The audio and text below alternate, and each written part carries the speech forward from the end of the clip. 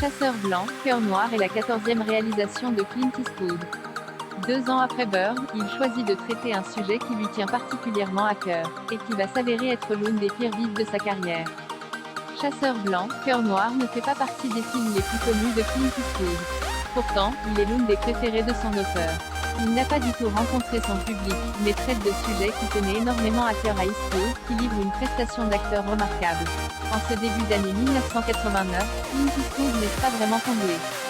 Si son long métrage précédent, Bird, biopic sur le joueur de saxophone Charlie Parker a reçu les éloges de la critique et plusieurs prix, il a sévèrement loupé son rendez-vous avec le public, qui a boudé le film, à peine 2,18 millions de dollars rapportés sur le sol américain. Son studio, la Warner, lui propose un projet, La Relève, un polar dans lequel il doit jouer un vétéran de la police contraint de faire équipe avec un bluffiste d'un riche homme d'affaires, incarné par Charlie Sheen. Mais il pose à la tête ailleurs, et une autre idée qu'une énième film de flic. Avec Chasseur blanc, cœur noir, il veut jouer un réalisateur intransigeant s'apprêtant à tourner une super production en Afrique mais se désintéressant du film pour une nouvelle obsession, celle de partir chasser l'éléphant. Il convainc le studio Warner de financer ce projet et en retour, promet de mettre en scène La Relève en plus de camper le rôle du vétéran. Chasseur blanc, cœur noir adapte un livre inspiré d'un véritable épisode de la vie du réalisateur John Huston alors qu'il était en Afrique pour préparer le tournage de La Reine africaine avec Humphrey Bogart et Katharine Hepburn. Pour jouer John Wilson, le nom utilisé pour John Huston dans le film, Clint adopte la façon de parler et le vocabulaire du réalisateur du Faucon maltais.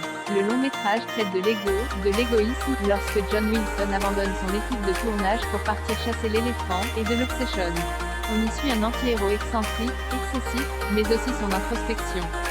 Eastwood a 60 ans et avec ce personnage, fait aussi son bilan, tiraillé entre son image d'acteur d'action faisant recette et ses velléités d'être reconnu comme un grand cinéaste au risque de perdre le public. Les bonnes critiques de Bird mais le désintérêt des spectateurs le travaillent au plus haut point. Cette introspection perd le public, et Chasseur blanc, cœur noir ne rapporte qu'une catastrophique 2,31 millions de dollars sur le sol américain, un nouvel échec pour Eastwood, qui a sans doute fait un film trop personnel. Comme convenu avec la Warner, il part tourner La Relève qui est là encore une déception au box-office. Il reviendra sur le devant de la scène en 1992 avec Impitoyable, son chef-d'œuvre, le western ultime et le long-métrage qui lui vaudra les Oscars de meilleur réalisateur et de meilleur film. L'équilibre parfait entre l'œuvre grand public et le film d'auteur qu'il recherchait tant. Chasseur blanc, cœur noir aura donc été une vraie déception pour Eastwood, qui s'y confiait pourtant comme jamais à travers son personnage extrême. Vive le cœur, Ramon, conseillait son homme sans nom au personnage de Gian Maria Volonté pour une poignée de dollars. Avec Chasseur blanc, cœur noir, c'est son propre cœur que visait le grand film. Chasseur blanc, cœur noir bande-annonce.